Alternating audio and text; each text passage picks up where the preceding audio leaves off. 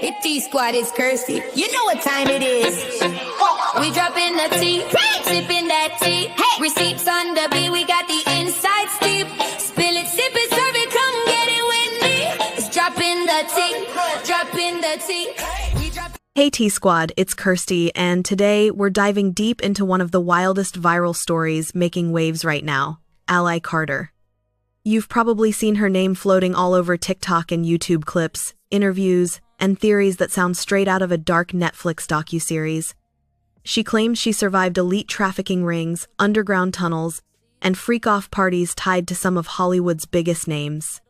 It's shocking, it's emotional, and it's spreading fast. But what's true, what's twisted, and what's totally unverified? That's exactly what we're breaking down today, respectfully, thoroughly.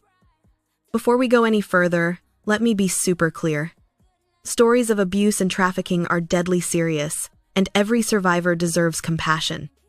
But when a claim goes viral, especially one connecting high-profile figures, we've got to separate evidence from echo chambers. Because extraordinary claims require extraordinary proof. Ally Carter's story has captivated millions online. She's described tunnels under schools and cemeteries, secret parties, and coded systems of corruption. Some creators have even turned her story into multi-part docuseries, adding dramatic music, screenshots, and claims that her content was deleted for telling too much truth. So, tonight, we're taking the detective route. We'll go through her biggest claims, what's fact-checked, what's missing, and what it all says about the way truth spreads in the internet era. Who is Ally Carter? Ally Carter first appeared in viral clips claiming she'd escaped elite trafficking in Hollywood. In those clips, she describes a network of tunnels under places like schools, cemeteries, and theme parks supposedly used to transport victims to parties thrown by celebrities. She specifically names Diddy Combs and references parties known as freak-offs, saying what went on there wasn't just adult chaos, but something ritualistic and darker. She said she survived MKULTRA-style mind control, government corruption, and a massive Hollywood cover-up. She also claims her content was removed from major platforms after she started naming names. It's a story that hits every fear button: power, secrecy, exploitation, and the internet ran with it. The problem: no verifiable evidence. Here's where things start to fall apart. So far, there's no police report, no court filing, no independent witness, and no public document supporting her specific claims. No verified footage of tunnels. No event logs or photographs.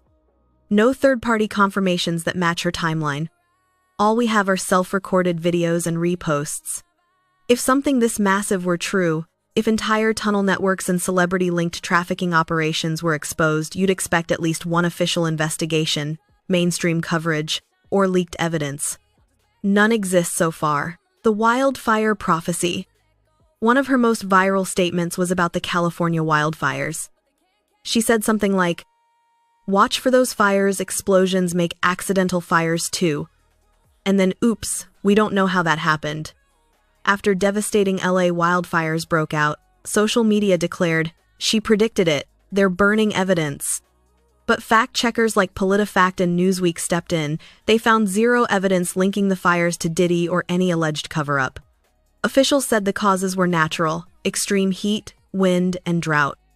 That specific prophecy claim? Debunked. This is a perfect example of viral misinterpretation. A dramatic statement gets matched to a tragic real-world event, and suddenly, it feels prophetic. The Diddy connection. Now, let's separate one thing from another.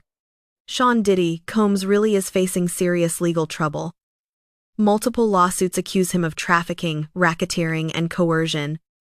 Those are real, ongoing cases with real court filings. But here's the key: none of those filings mention Ally Carter. None describe tunnels, ritual parties, or satanic symbols. So while there are genuine cases involving Diddy, Ally Carter's story exists in a totally different lane outside the legal record and inside viral internet storytelling. The red flags. Let's talk about the pattern we see with stories like this. Extraordinary scope. Whenever claims expand to secret tunnels, ritual elites, or global mind control, the chance of all that being hidden for years without evidence drops to near zero. No primary sourcing. We only hear the story through social media, no official paperwork or witnesses. Conflation, real scandals like Diddy's legal troubles, get merged with fictional or exaggerated ones. Echo effect. Dozens of channels repost the same content, so it feels widespread but it's all copies of the same source. Censorship narrative.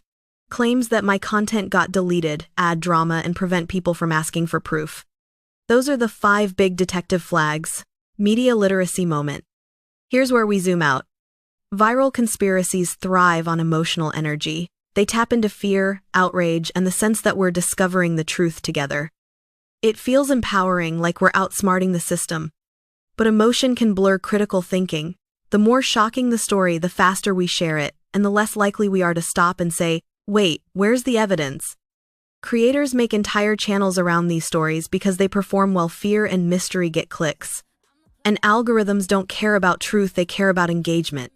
That's why even false stories can explode before fact-checkers ever catch up. So, what's true right now? Here's what we can confirm as of now. Diddy's facing ongoing federal charges and multiple civil suits. Ali Carter has publicly made detailed claims of ritual abuse, trafficking, and cover-ups. Major news outlets have not verified her story. Fact-checkers have debunked her wildfire claims. There are no official investigations confirming tunnels or ritual activity tied to her allegations. That's the reality, T-Squad. It doesn't mean her life hasn't included trauma, it just means we can't elevate extraordinary claims without extraordinary proof. Why people believe? Sometimes people believe because the pattern feels familiar. Power, secrecy, exploitation, those things do happen. When a story fits the emotional truth of what we already suspect, our brains fill in the blanks. But believing something because it feels true is different from proving something because it is true. Open questions. Could new evidence come out? Possibly. Could there be sealed filings, witnesses, or law enforcement records not yet public? Maybe. If that happens, we'll revisit it. But right now, every claim remains unverified or debunked. Closing thoughts. So, after digging through it all, what do we have? We've got a viral story with huge emotional pull, but zero corroborating proof. We've got creators making hours of content from recycled clips. We've got audiences trying to make sense of real scandals, blending them with fiction. And we've got a reminder that truth and virality aren't the same thing. So, my verdict tonight? The Ali Carter case is unverified. The Diddy lawsuits are real. But mixing the two only clouds both. Stay curious, stay critical, and most importantly, stay kind. Because chasing the truth doesn't mean losing empathy, it just means refusing to drink from every cup that's passed your way. I'm Kirsty, and this was Dropping the Tea. Like and subscribe if you want more truth, less fluff, and all the tea that actually matters. Until next time, keep your eyes open, your sources solid, and your tea piping hot.